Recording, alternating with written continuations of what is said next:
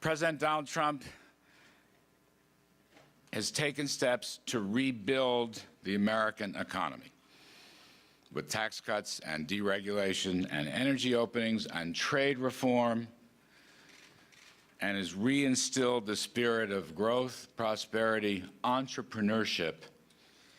And today we're going to celebrate a part of his program coming out of the tax bill.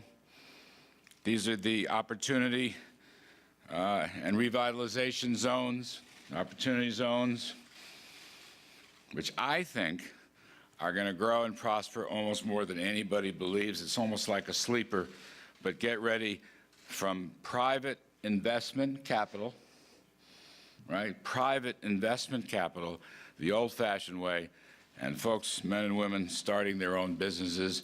It'll be in the cities, and it'll be in the rural areas, and my great hope is it'll take this great Trump prosperity into every nook and cranny of the American economy, something we've really never seen before. So we have just, I don't know, we've hit something that's very unusual. This is a very surprising thing to everybody, even to me to a certain extent. You know, you do things. Nobody thought it was going to catch on like it's caught on. So here with us today is the mayor of Vicksburg, Mississippi, George Flaggs, who over the last year has worked with private investors to save and create more jobs in the city. Where's George? George, stand up, please, George. Thank you very much. Thank you, George. Mayor Flaggs, I want to thank you for your tremendous partnership. You've really helped inspire us, I must say, and you have done an incredible job, and it wasn't easy. It wasn't easy all the way. And I'd like to ask, if I could, I'll get you up a second time, because I'd like to ask Mayor Flaggs to come up and say a few words about what this has meant. And he really has been. He's been a great leader, and we appreciate your knowledge, giving us some of that knowledge. Please, Mayor Flaggs.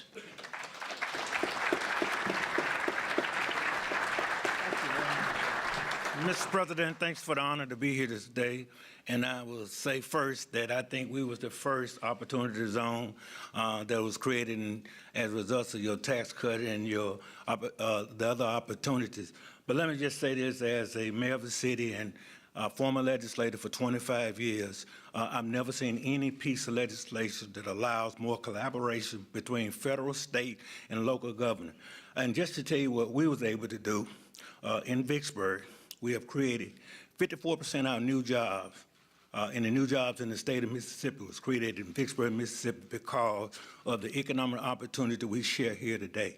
But the other thing is that I will never forget, it was a plant that was built in 1889, and we was able to save that plant because technology had just worked its way out, but it's now called the Vicksburg Forest Product because of the fact we was able to come to the White House and the state government and local government and collaborate, use this opportunity zone, check all the boxes, be able to put money in our sales. City of Vicksburg, 24,000 people, rural as you get, but at the same time was able to save 125 jobs for the city of Vicksburg. And let me tell you that's bread on the table. That's meat in somebody's kitchen. And so we was able to do that. So, Mr. President, we thank you. Thank you very much, Mayor. Fantastic job. Fantastic job. Thank you, Mayor. Scott Turner, a special man and a man who is really out there. He's working 25 hours a day. He's doing an incredible job. Everybody loves him and they respect him. They respect him a lot. Come on up, Scott. Come on up. Thank you, Mayor.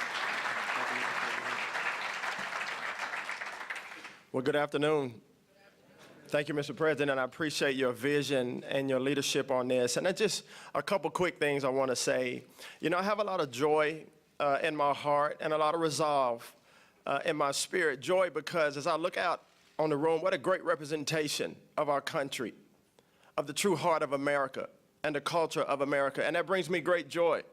I'm humbled to be here, not because of the position, but because of the mission, because of the purpose that's been set forth by the president and our great team here. And I have a lot of resolve because this is a big job. There's a lot of work to do. As you can see, we're all here. There's big things to do, but I know that if we set our face like flint, we can do it, and together we can do it. This is the greatest team. I've been able to play on a lot of teams, San Diego, Washington, Denver. But this is the greatest team because we have the opportunity to make a generational impact. Us together. See, revitalization doesn't have a color. It doesn't have a party. Revitalization starts in the heart of every man.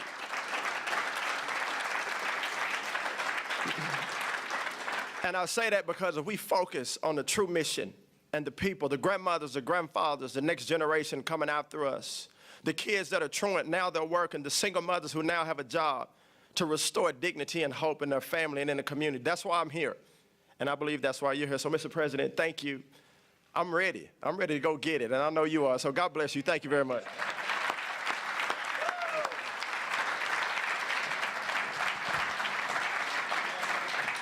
That was great. Neli has helped more than 100,000 men and women overcome poverty and achieve a better life. It's a very inspirational story. Neli, please come up and tell us more about the work that you've done with respect to the Opportunity Zones. Thank you, Neli. Hi. Thank you. Wow, what an amazing day. My husband and I founded a safe haven 25 years ago with this day in mind. I grew up in a poverty-stricken community, and my husband came home from the military. And both of us had encountered challenges in our lives. And we are grateful that we had the opportunity to get access to good education and to get access to careers in finance. But it was never lost on us how lucky we were to get access to those types of opportunities. So we decided that after 13 years in financing, we wanted to give back, we wanted to make a difference. So we started looking at the issues of poverty and specifically looking at the issues of substance abuse. And when we did our research, we realized back in 1994 that the system was broken. People that were in crisis and that ended up in the system, we found out had no way out. And we knew that we had to do something about it. We had the financial wherewithal, thank God, and we had the knowledge and the ability to build something, and we took the risk. And we decided to start investing in opportunity zones in areas that had distressed properties and abandoned buildings. And then we started renovating them, and we started furnishing them, and we started letting people in crisis live there for free, as long as they followed the rules. And what happened was transformative. As we started to bring people in, we noticed that they started to get their lives back on track. They started to get the treatment, the education, the job training that they've been needing. And at the end of the day, as the president mentioned, no one would hire them. So what we did is we started businesses. So today we have a landscaping company. For those of you that have come to Chicago, you might recognize those beautiful medians on Michigan Avenue. We employ hundreds of people doing those jobs. We also have a catering business, and we have a staffing business. And you're right. The employers are calling us. We cannot fill those jobs fast enough. So we're grateful to be here today, Mr. President, and to thank you for everything you have done between the opiate epidemic, the criminal justice reform, and now the opportunity zones. Our work at A Safe Haven has just begun. Thank you. Great. Thank you.